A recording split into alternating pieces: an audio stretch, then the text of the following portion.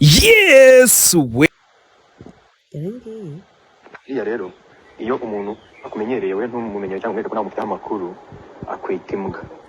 Kuri ino shuro rero narakuretse Bijou, narakuretse big time, narakuretse ubugoryi bwawe ndabunda butorera, amabyi yawe ndayarya, ndakureka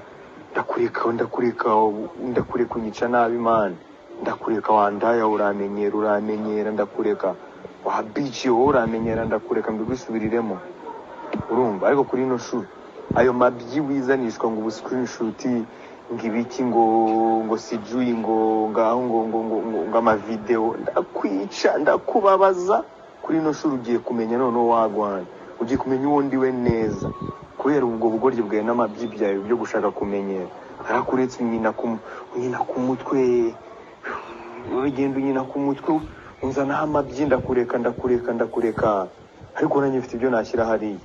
So for now you're going to deal with your fucking bullshit asshole. Urabyumva ugiye kudiringa n'ubwambure bwawe, ugiye kudiringa n'ubwo bwambure bwawe. You understand? I'm telling you, ntugire ngo kuri no shuri uramenyera ngo nkureke. Ibyo bitsinganyi wagiye ngo guhereza ama video ngo ibiki ngo gira ikintu gito gusa usohora hanze kinsembure nkwereke urebe bikubaho. Urasigara udiringa n'ubwambure bwawe wowe urasigara udiringa n'ubwambure bwawe. Ubwo buhemu urimo kuvuga ubuhemu bwawe noneho ubwo nibwo bugiye kumenyekana.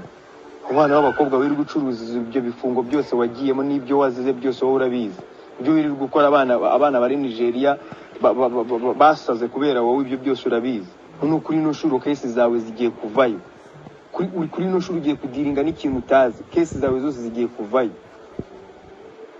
Case zawe zose zirabyuka. Ibyo ngibyo urimo n'ubugoryi sana ndakumena umutwe abo bana urimo izo njiji ibyo bigoryi uri kumwe nabyo dore ko nawe urinjije. Murabigenderamo mwese.